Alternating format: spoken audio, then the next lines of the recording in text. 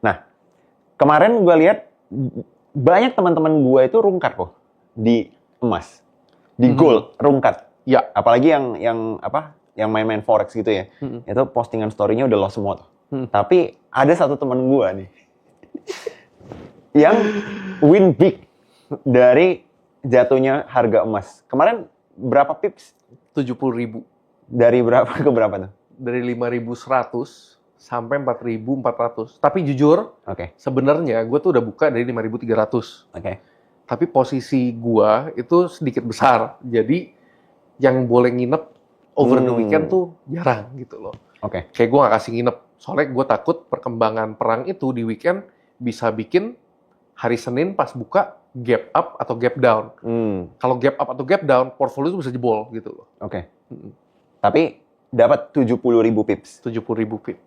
Boleh dibahas dikit nggak? Jadi mungkin biar teman-teman ngerti thought process dari seorang Anthony, kenapa pada saat itu memilih untuk short emas. Padahal kan katanya kalau misalnya perang, harga emas naik. Betul. Nah mungkin sekalian kita bahas ya, kenapa ini udah perang, harga emas malah turun nih?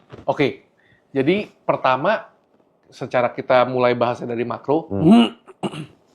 Pertama, kalau misalkan perang, emas naik, alasannya karena safe haven, ya kan?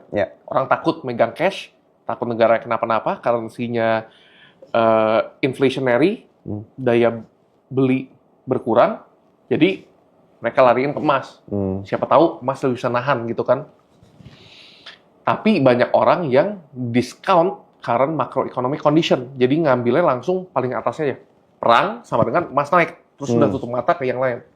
Sedangkan kondisi ekonomi global makro ya, kita ngomong US economy, Europe, dan market-market Western, kan sedang menghadapi yang namanya inflasi. Dari sejak COVID kita kan printing money, ya kan, menyebabkan inflasi naik. Sejak tahun 2024 kita kan mulai yang namanya rate hike cycle, di mana kita quantitative tightening, QT. Kita naikin suku bunga supaya inflasi turun. Sedangkan posisi makro sebelum perang dimulai, inflasi di bawah 3%.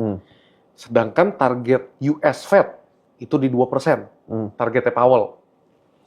Tapi turun dari 4 ke 3 dan 3 ke 2, itu beda jauh. Kenapa? 4 ke 3 itu lebih mudah. The tightening that you do does not need to be that tight. Gitu loh. Ibaratnya lu nggak usah ngencengin gas per lu lah. Kalau misalkan 3 ke 2 lu benar-benar harus diet banget gitu loh. Ibarat di sini kalau misalnya ada orang yang lagi diet, gue lagi diet nih kan. Lu turun 5 kilo pertama sama 5 kilo kedua. Susah 5 kilo kedua kan? Kalori lu harus lebih rendah. Lu harus spend more calories, lu mesti lari lebih panjang. Seperti itulah contohnya. Jadi jika kita nggak bisa nurunin kedua, berarti Fed itu kan masih fokus inflasi dan juga keep the US economy sehat. Ngelihatnya dari mana? Pertama yang paling penting menurut gue, labor market.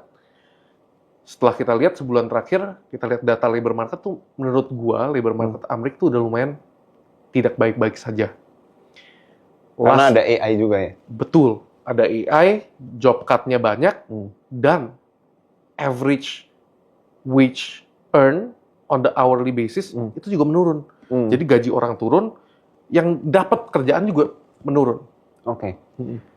Nah, ini kita bahas sedikit soal, karena kita udah nyinggung AI gitu ya. Kan menurut gue, lu salah satu teman gue yang lumayan update lah perkembangan di US, karena memang main di market US juga kan. Untuk AI ini sendiri, kira-kira impact-nya bakal sebesar apa sih ke job market di US dalam beberapa tahun ke depan menurut lu? Dan impact secara ekonominya itu seperti apa? Apakah benar misalnya ada yang bilang, oh one day kalian udah nggak dibutuhin lagi, kalian bakal digantiin sama AI, udah jadi nggak tahu jadi lu makan kecoa aja gitu. Kan ada yang ngomong begitu. AI itu, gua by the way bukan orang yang tech earliest adopter, tapi gue lumayan early adopter. Sedikit konteks, gue masih menelusuri OpenClaw Oke. untuk bantu gue trading, untuk bantu gue sehari-hari, kegiatan sehari-hari dan bisnis proses. Itu gue juga lagi mempelajari AI itu bisa seberapa sih. Yang gue udah bisa kelihatan, kerjaan yang bisa digantikan AI itu yang sifatnya very automatic. Contoh, kalau misalkan customer service di bank, menurut gue di level satunya udah boleh digantiin sama customer service AI. Contoh, ini saya lagi bikin account, kenapa fotonya, foto KTP saya tidak di-accept? Kenapa yang jawab mesti orang? Kenapa nggak AI aja? Kita udah ngajarin mereka, ini loh guidebook kita, coba pelajarin dan lu reply berdasarkan guidebook kita. Kita selalu mikir kalau misalkan kita utilize AI itu, what's the worst case scenario? Kalau misalkan tidak ada financial cost yang bisa dihajar sama AI ini, yang bisa merugikan company, menurut gue bisa dipakai AI di level itu. Jadi contoh, oh ini fotonya kurang gini. Kan AI sekarang kan udah bisa nge-scan kan, fotonya kurang ini. Itu contoh nomor satu. Kedua, semua yang bersifat konsultasi menurut gue gampang banget digantiin sama AI. Kecuali resikonya tinggi kalau AI-nya salah. Contoh, kesehatan level tinggi. Misalkan general check-up, menurut gue lu bisa scan, lu suruh AI kasih tahu, ini gue bagusnya gimana ya untuk diet. Dia mungkin bisa kasih rekomendasi. Itu menurut gue resiko untuk AI bisa melakukan kesalahan di ranah itu sedikit gitu loh. Dan mungkin kalaupun salah, hasilnya nggak yang fatal-fatal banget. Betul. Kayak paling, gue mau diet, kasih gue rekomendasi diet dong. Kalau rekomendasinya salah, ya paling penurunan berat badannya agak lambat. Betul. Gitu doang. Betul. Dan gue juga salah satu orang yang percaya AI itu lebih banyak akan menggantikan SaaS, Software as a Service. Itu kenapa 2 bulan terakhir ada yang namanya tuh SaaSpocalypse, disebutnya di market Amrik. Lo bisa lihat company kayak Salesforce, sampai company-company kecil yang kayak MyFitnessPal gitu, udah banyak tergantikan sama AI. Termasuk gue. Gue salah satu orang yang ninggalin banyak subscription gue. Gue pakainya OpenClaw. Gue diet 2 bulan terakhir pakai OpenClaw. Boleh dijabarin nggak apa aja SaaS yang dulunya lo pakai, tapi sekarang udah langsung shift semua ke OpenClaw? Gue nggak pernah pakai SaaS yang bisnis. Jadi gue bukan pengguna Salesforce, tapi gue tahu kenapa mereka revenue-nya turun. Soalnya over 10 years, kan biasa kan mereka ngitung free cash flow. Free cash flow-nya mereka yang dari tadinya 10 tahun ke depan, ini pasti aman. Sekarang free cash flow-nya nggak bisa dilihat lebih dari 3 tahun. Mungkin setelah 3 tahun, nggak akan sestabil itu. Mungkin akan kemakan sama AI. Itu contoh pertama yang gue sendiri ngelihat dari sisi investor. Kalau kedua, dari segi personal use, gue ngelepas MyFitnessPal, gue ngelepas Zero itu fasting app. Gue suka intermittent fasting kadang-kadang. Gue juga combine beberapa aplikasi seperti Notion gitu, gue gabungin ke OpenClaw gue supaya dia bisa nyatetin buat gue. Tapi lebih ke AI ini bisa dipakai untuk apa lagi sih? Contoh yang gue suka pakai sekarang, OpenClaw-nya gue suruh join Google Meet gue. Lu nyatet tuh meeting gue. Dia nyatetin di notes. Jadi gue tahu, oh ada to-do list ini dari meeting tadi.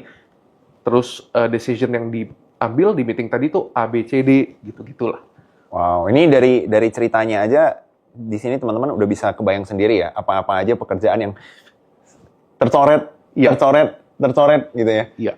Tapi, kita mau bantu teman-teman yang nonton podcast ini itu untuk dapat solusi dan bersiap-siap. Iya. Let's say nih, mereka merasa, pekerjaan gue ini di titik yang tidak aman nih, gitu kan. Apa yang lu rekomendasikan mereka lakukan supaya bisa tetap selamat dan tidak tergantikan oleh AI gitu loh? Jadi menurut gue AI itu nggak akan menggantikan 100% of the workforce. Jadi contoh, sales. Dari tadinya isinya 20 orang, mungkin dengan AI bisa melakukan dengan 5 orang untuk kerjaan 20 orang tersebut. Tapi yang kita butuhin sekarang, kalau kalian pingin nggak bisa tergantikan sama AI, you have to be AI-powered workforce. Kalian harus menjadi salah satu orang di company yang bisa melakukan kerjaan 4-5 orang dengan menggunakan AI. Itu menurut gue bakal jadi kerjaan yang tidak akan tergantikan. Jadi menurut gue graphic designer tuh nggak mungkin semuanya tergantikan. Tapi lu bisa nggak jadi graphic designer yang bisa outputnya tuh 10 kali lipat menggunakan AI. Sedangkan kualitasnya mesti dijaga dengan prompt yang benar. Makanya kalau misalnya kalian mau prepare gimana sih, gue bisa menjadi salah satu pekerja di industri gue nggak mau pindah dari industri gue, tapi gue nggak mau digantiin sama AI. Lu harus pakai AI untuk kerjaan lu yang sekarang. Lu bisa nggak outputnya tuh 10 kali lipat gitu. Ngincarnya dari awal 10 kali lipat dulu aja. Contoh, misalkan Leo bikin social media post. Tadinya ngedit video seminggu keluar 10. Bisa nggak lu keluarin 50? Minggu ini pakai AI. Gimana workflow-nya bisa lebih bagus? Apakah human intervention masih diperlukan di lu punya workflow? Itulah.